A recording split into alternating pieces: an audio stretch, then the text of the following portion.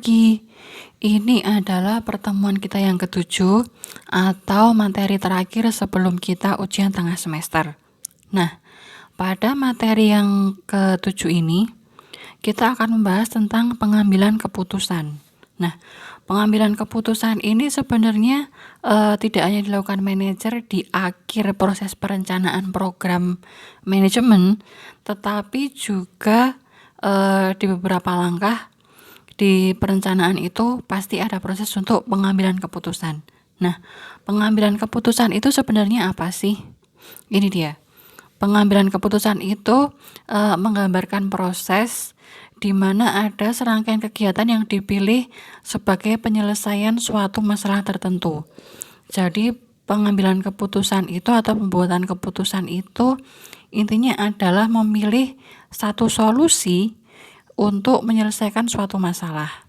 Nah, dalam pembuatan keputusan ini memainkan peranan penting untuk seorang manajer, terutama dalam proses perencanaan. Karena dalam proses perencanaan itu seorang manajer pasti melalui proses pengambilan keputusan untuk beberapa tahapan. Jadi ilustrasinya begini. Ketika misalkan kalian bergabung di Himakom, kemudian Himakom ini ingin mengadakan event. Nah, ketika akan mengadakan event, pasti misalkan kalian ini ketua Himakom, pasti ada proses pengambilan keputusan siapa aja sih yang akan saya delegasikan untuk menempati misalkan bendahara, kemudian seksi acara, kemudian seksi publikasi dari event yang akan saya buat. Nah, untuk menentukan person-person ini, pasti kalian akan melalui proses pengambilan keputusan secara bersama-sama. Kemudian setelah pengambilan keputusan untuk menunjuk individu-individu yang ditempatkan sebagai panitia ini, kedepannya nanti kan kalian akan melakukan pengambilan keputusan lagi. Yaitu misalkan ketika akan membuat event, kalian akan melakukan pengambilan keputusan ini akan dilakukan di mana tempatnya. Apakah mau di kampus, apakah kalian mau menyewa atrium pusat perbelanjaan, atau misalkan mau menyewa gedung pertemuan. Nah, itu pasti di tengah-tengah akan ada proses pengambilan keputusan kembali. Kemudian ketika hampir menjelang akhir, pasti akan ada pengambilan keputusan lagi. Semisal ketika di akhir itu, misalkan setelah acara, kalian harus membuat keputusan kapan sih laporannya itu harus dikumpulkan, laporan pertanggungjawabannya. Terus kemudian kita akan memberikan pertanggungjawaban dalam format seperti apa.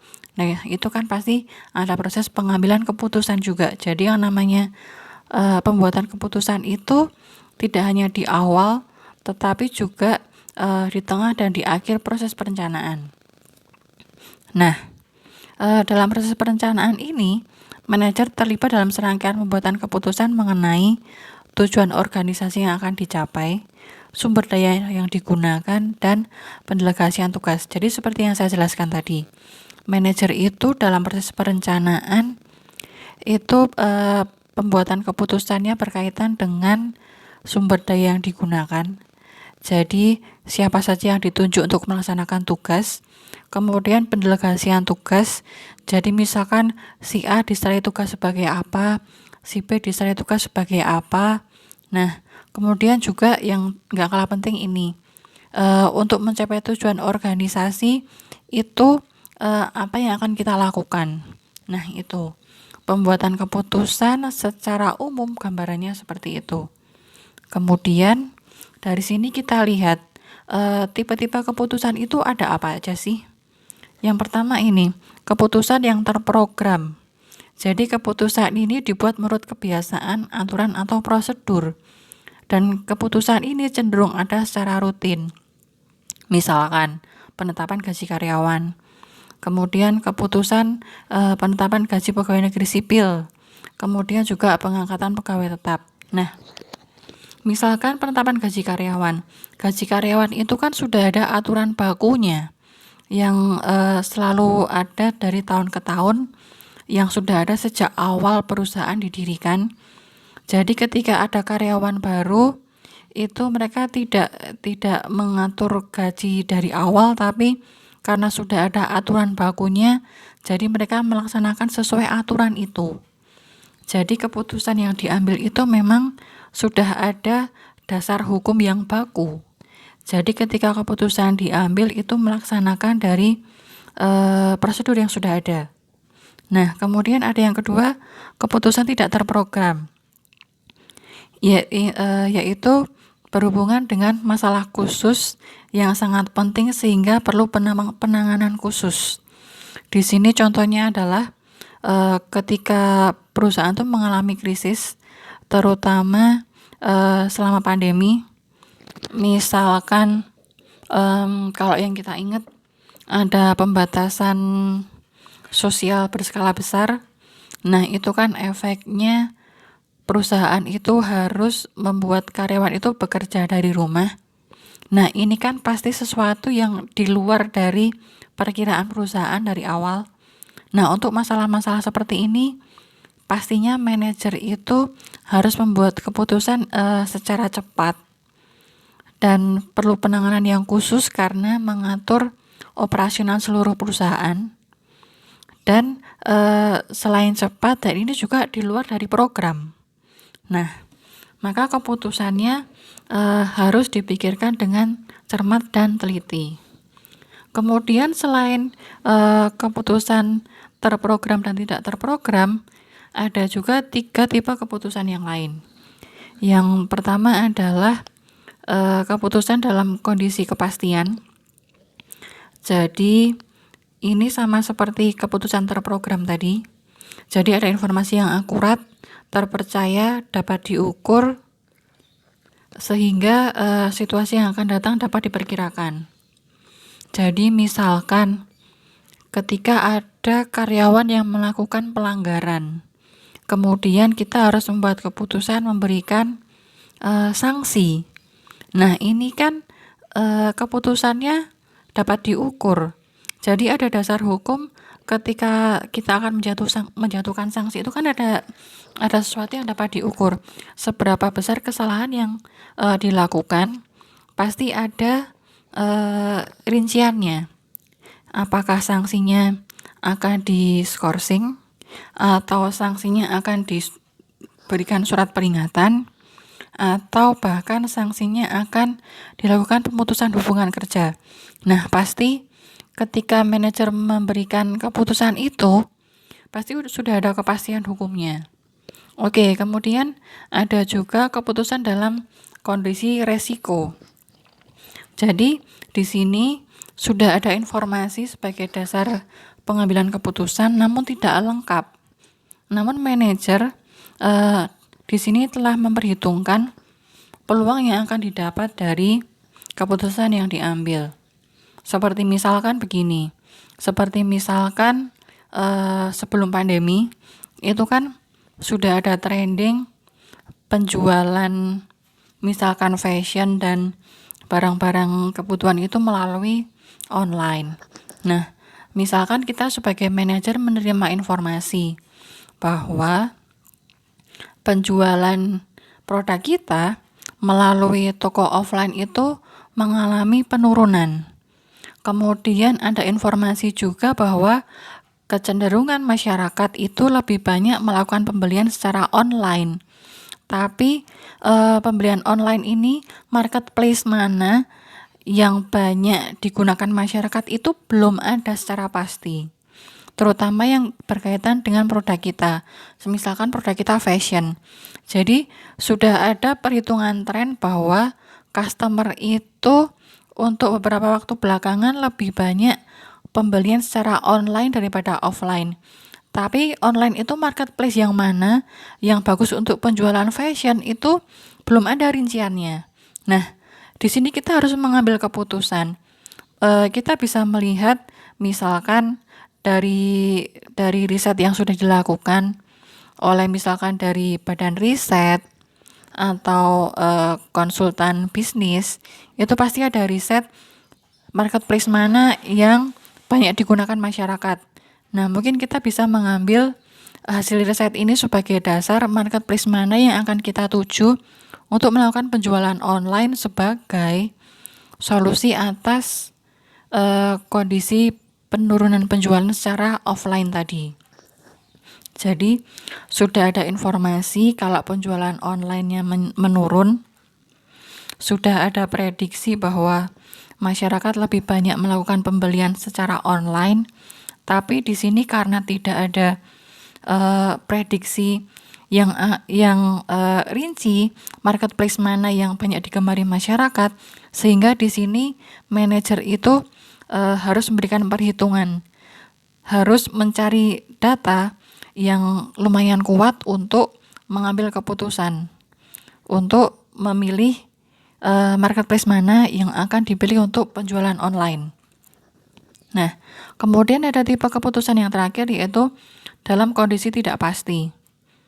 Kalau dalam keputusan beresiko tadi itu ada informasi, terus sudah ada prediksinya, tapi ketika dalam keputusan kondisi tidak pasti ini atau uncertainty ini, itu tidak mengetahui secara pasti atau tidak ada prediksi tentang peluang keberhasilannya. Misalkan begini, ketika sekarang dalam kondisi pandemi, pasti penjualan perusahaan untuk berbagai sektor produk itu mengalami penurunan yang tajam. Nah, ketika dalam situasi seperti ini, misalkan manajer itu dihadapkan pada keputusan untuk memberikan penurunan harga secara besar-besaran untuk meningkatkan penjualan. Tapi dengan melakukan penurunan harga ini, itu tidak bisa memprediksi sejauh mana keberhasilan strategi penurunan harga ini untuk meningkatkan penjualan. Nah, keputusan uncertainty itu gambarannya seperti ini. Ketika kita dihadapkan pada satu situasi, kita harus memberikan keputusan, tapi kita tidak tahu sejauh mana peluang keberhasilannya. Nah, inilah yang dinamakan keputusan uncertainty. Kita nggak tahu gimana akan berhasil, tapi tetap harus mencoba menjalankannya. Oke, ini adalah beberapa tipe-tipe keputusan. Dari sini kita akan melihat sebenarnya ketika seorang manajer sampai mengambil satu keputusan final, itu prosesnya seperti apa sih? Nah, ini dia. Ini adalah 7 proses pembuatan keputusan. Dimulai dari identifikasi dan diagnosa masalah, kemudian mengumpulkan data, kemudian mengembangkan beberapa alternatif, lalu setelah itu mengevaluasi alternatif yang ada, melihat plus minusnya, kemudian dari situ memilih alternatif terbaik, kemudian implementasi, kemudian evaluasi sejauh mana keputusan itu memberikan hasil. Oke, sekarang kita lihat satu persatu. Yang pertama adalah tahapan pemahaman dan perumusan masalah. Pada tahapan ini, manajer harus menemukan masalah apa yang terjadi, kemudian menentukan bagian pokok dari masalah itu yang harus dipecahkan. Jadi istilahnya, selain menemukan masalah apa yang sebenarnya terjadi di lapangan, itu juga menemukan akar permasalahannya sebenarnya apa sih, kenapa sampai timbul masalah ini di perusahaan kita. Nah, untuk identifikasi masalah ini dapat dilakukan dengan beberapa cara, yaitu menguji hubungan sebab akibat, kemudian mencari penyimpangan atau perubahan yang terjadi. Jadi kita bisa melihat perubahan yang terjadi pada perusahaan kita dari waktu ke waktu. Kemudian bisa juga dengan berdiskusi dengan berbagai pihak yang menjadi pemegang kunci dalam perusahaan kita. Nah, dari perumusan masalah ini, kemudian kita melakukan ini, mengumpulkan dan menganalisis data. Setelah kita tahu inti permasalahannya apa, akar permasalahannya itu dari mana, kemudian kita mulai menentukan data-data apa yang dibutuhkan untuk membuat keputusan yang tepat. Misalkan permasalahan yang kita hadapi adalah penurunan penjualan yang menurun tajam selama tahun 2020. Nah, dari permasalahan ini kita pasti akan pertama-tama melihat dulu ini akar permasalahannya seperti apa. Istilah kata terjadi penurunan penjualan ini sebabnya karena apa saja? Apakah karena pandemi atau karena tren perubahan gaya hidup masyarakat? Nah, itu yang harus kita list terlebih dahulu. Permasalahan utamanya apa, kemudian akar permasalahannya apa. Setelah kita temukan akar permasalahannya, kemudian di tahapan kedua ini kita akan menentukan data apa yang kita butuhkan. Misalkan kalau penurunan penjualan berarti kita membutuhkan data perubahan penjualan dari misalkan akhir 2019 sampai sepanjang 2020. Jadi kita bisa melihat prosentase penurunan penjualannya itu seberapa banyak.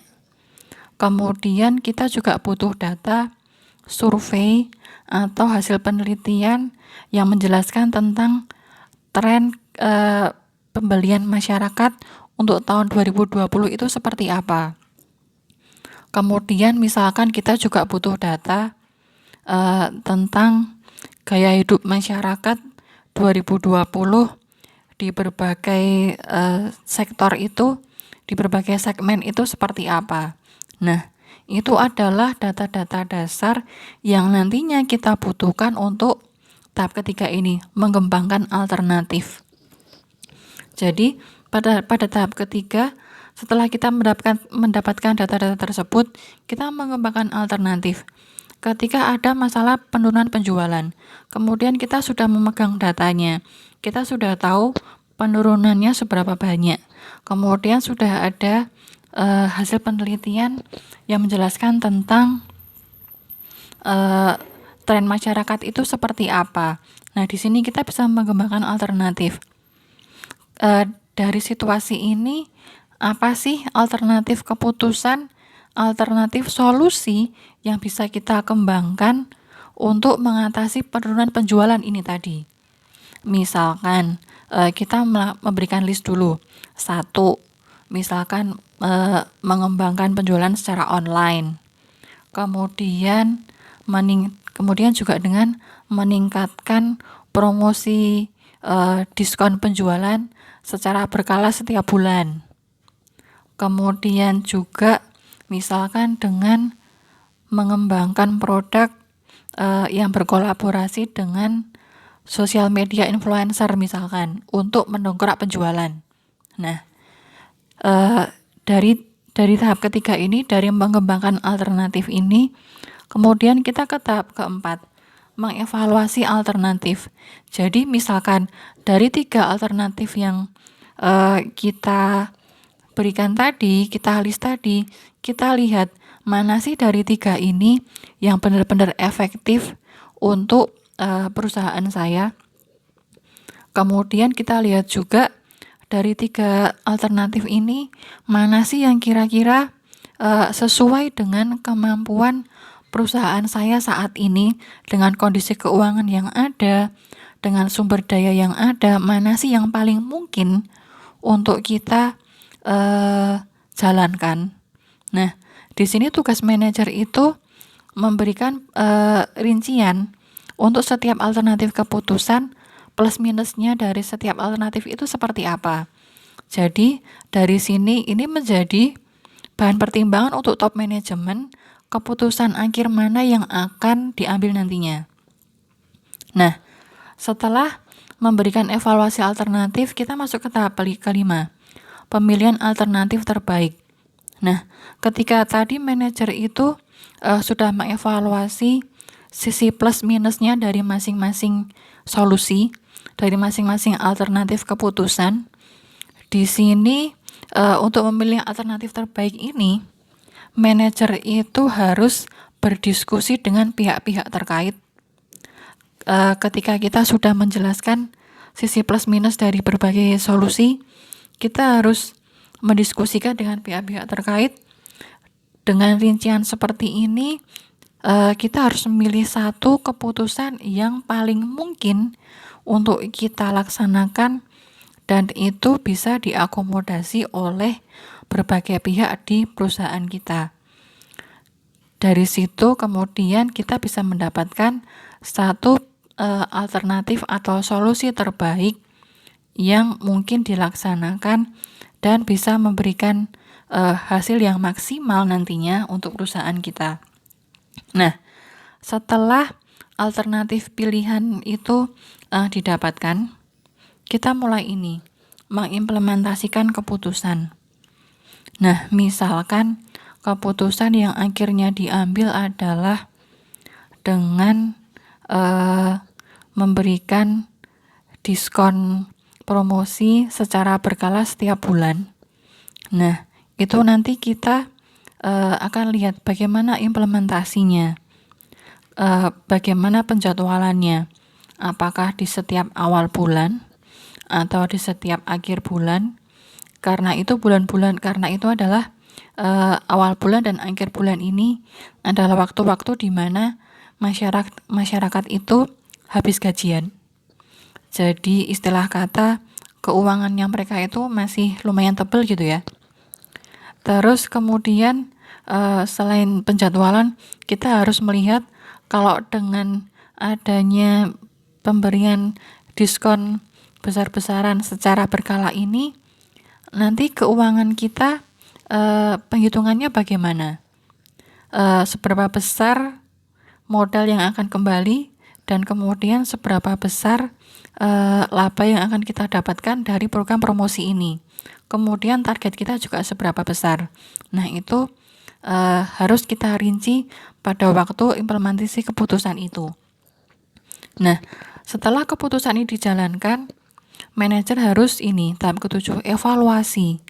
Kita evaluasi ketika yang namanya program promosi diskon besar-besaran ini yang dilakukan secara berkala, misalkan dilakukan selama 6 bulan, kita evaluasi program ini memberikan dampak yang besar tidak untuk menaikkan penjualan perusahaan.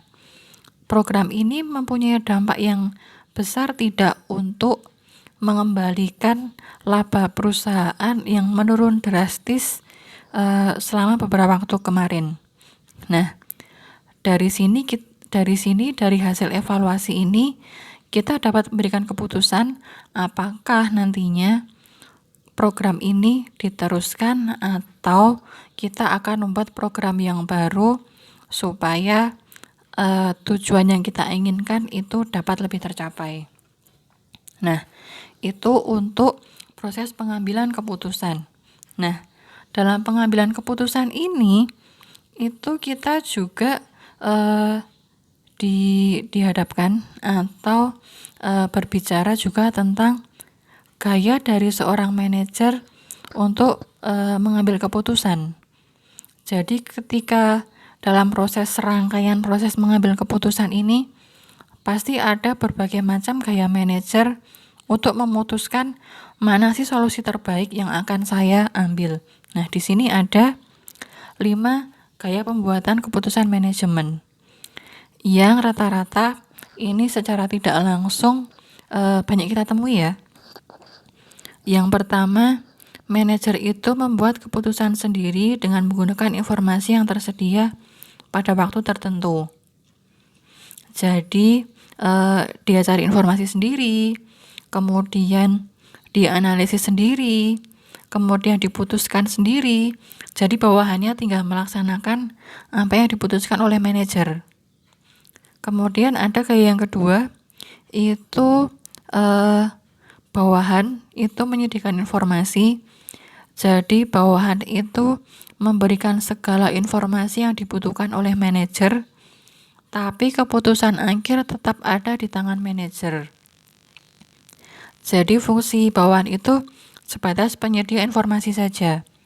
Jadi bawahan tidak memberikan masukan atau tidak memberikan opini atas keputusan yang nanti ditetapkan oleh manajer. Kemudian ada gaya yang ketiga, yaitu manajer membicarakan masalah dengan bawahan secara individu. Jadi yang ditanya itu person per person. Jadi satu orang ke satu orang lainnya.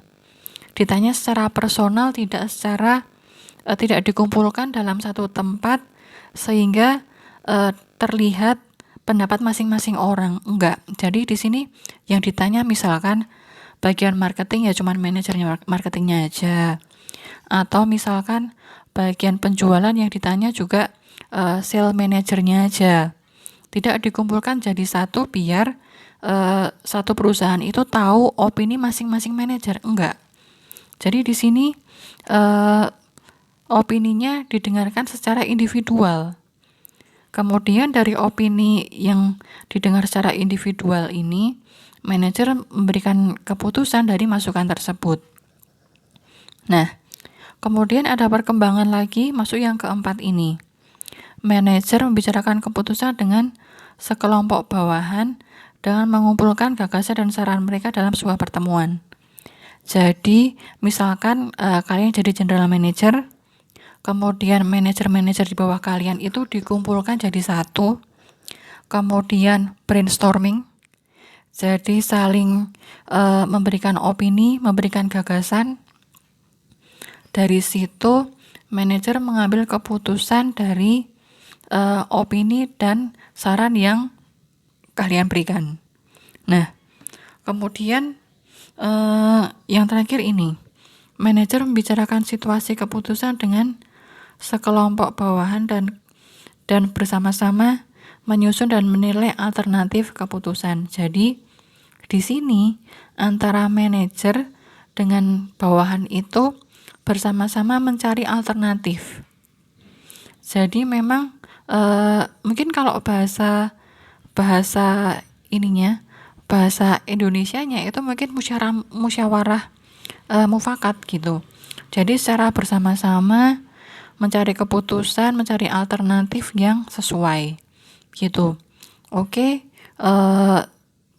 demikian materi tentang pengambilan keputusan, dan ini adalah materi terakhir kita sebelum ujian tengah semester. Silahkan dipelajari dengan baik. Kalau ada yang belum jelas, silahkan ditanyakan. Kita akan diskusikan lebih lanjut. Terima kasih.